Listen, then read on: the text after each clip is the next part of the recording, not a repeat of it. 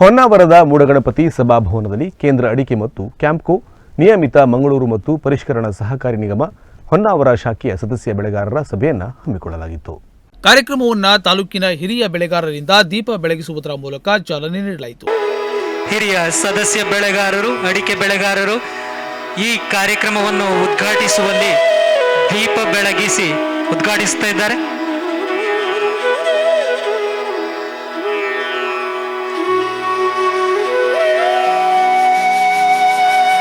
ಬಳಿಕ ಪ್ರಾಸ್ತಾವಿಕವಾಗಿ ಮಾತನಾಡಿದ ಕ್ಯಾಂಪೋ ನಿಯಮಿತ ವ್ಯವಸ್ಥಾಪಕ ನಿರ್ದೇಶಕರಾದ ಡಾಕ್ಟರ್ ಬಿವಿ ಸತ್ಯನಾರಾಯಣ್, ಕ್ಯಾಂಪೋ ನಿಯಮಿತ ಬೆಳೆದು ಬಂದ ದಾರಿಯ ಕುರಿತಾಗಿ ಮಾತನಾಡಿದರು. ಆಶ್ಚರ್ಯವನ್ನು ವ್ಯಕ್ತಪಡಿಸಿದರು. ಪ್ರಾಯಶಃ ನಮ್ಮೆಲ್ಲರಿಗೂ ಕೂಡ ಈ ಒಂದು ಗೌರವ ಸಲ್ತದೆ. ಪ್ರಮುಖವಾಗಿ ಕ್ಯಾಂಪೋಗೆ ಇವರಿಗೆ ತಮ್ಮ ಅಡಿಕೆ ಅಥವಾ ಇತರ ಬೆಳೆಯನ್ನ ನೀಡಿ ಒಂದು ತರದಲ್ಲಿ ಕ್ಯಾಂಪೋವನ್ನ ಪೋಷಿಸಿದ ಎಲ್ಲ ನಮ್ಮ ರೈತ ಬಾಂಧವರಿಗೆ ಕ್ಯಾಂಪೋ ಕೃತಜ್ಞವಾಗಿದೆ.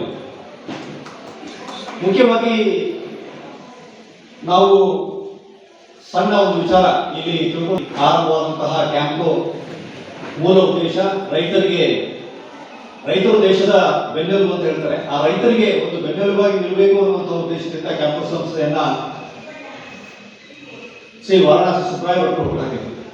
1973ರಿಂದ ಈವರೆಗೆ ಅತ್ಯುತ್ತಮವಾಗಿ ಕಾರ್ಯನಿರ್ವಹಿಸಿಕೊಂಡು ತನ್ನ ಮೂಲ ಉದ್ದೇಶಕ್ಕೆ ಧಕ್ಕೆ ಬರದ ರೀತಿಯಲ್ಲಿ ವ್ಯವಹಾರವನ್ನು ನಡೆಸಿಕೊಂಡು ಬಂದಿದೆ.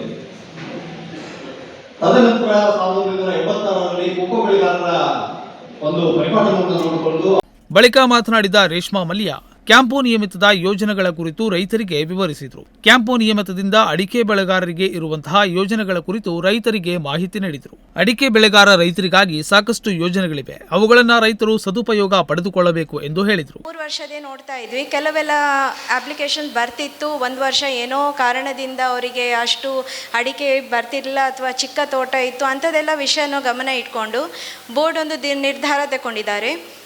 ಹಾಗೆ 4 ವರ್ಷದಲ್ಲಿ ರೀಸೆಂಟ್ 4 ಇಯರ್ಸ್ ಹಿಂದೆ ನೋಡಿದರೆ ಅದರಲ್ಲಿ 3 ವರ್ಷದಲ್ಲೇ ಅಟ್ಲೀಸ್ಟ್ ಅಡಿಕೆ ಕೊಟ್ಟಿರಬೇಕು. ಅದರ ಆ್ಯಾವ್ರೇಜ್ ಒಂದು ಕ್ವಿಂಟಲ್ ಕೊಟ್ಟಿರಬೇಕು.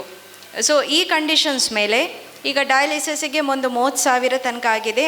ಈಗ ಆಂಜಿಯೋಪ್ಲಾಸ್ಟಿ ಅದಕ್ಕೊಂದು 50,000 ತನಕ ಕೊಡಬಹುದು. ಓಪನ್ ಹಾರ್ಟ್ ಸರ್ಜರಿ ಆದಾಗ 2 ಲಕ್ಷ ತನಕ ಕೊಡ್ಬೋದು. ಕಿಡ್ನಿ ಟ್ರಾನ್ಸ್ಪ್ಲಾಂಟ್ ಇನ್ ಕೇಸ್ ಇದ್ದರೆ ಅದಕ್ಕೊಂದು 3 ಲಕ್ಷ ತನಕ ಕೊಡ್ಬೋದು. ಅದು ಅಲ್ಲದೆ ನಮ್ಮದು ಒಂದೇ ಸಲ ಹಾಸ್ಪಿಟ್ಲಲ್ಲಿ ಅಡ್ಮಿಷನ್ ಆದಾಗ ಬೇರೆ ಬೇರೆ ಕಾರಣಗಳಿಂದ ತುಂಬ ದೊಡ್ಡ ಬಿಲ್ ಬರ್ತದೆ. ಕೆಲವೊಮ್ಮೆ ಈ ಕ್ಯಾಟಗರಿಯಲ್ಲಿ ಇರೋದಿಲ್ಲ.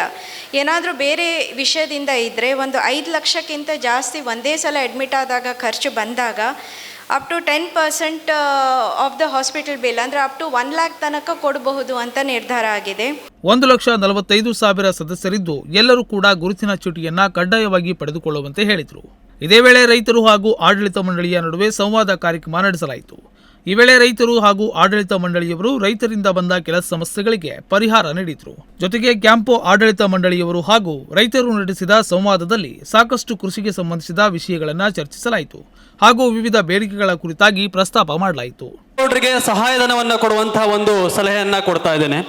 ಮತ್ತೆ ಎರಡನೇದಾಗಿ ಏನಂತಂದ್ರೆ, ಒಂದು ಅಡಿಕೆ ಮರ ಬೆಳೆಸಲಿಕ್ಕೆ ಎಷ್ಟು ಕಷ್ಟ ಇದೆ ಅಂತ ಎಲ್ಲರಿಗೂ ಗೊತ್ತುಂಟು.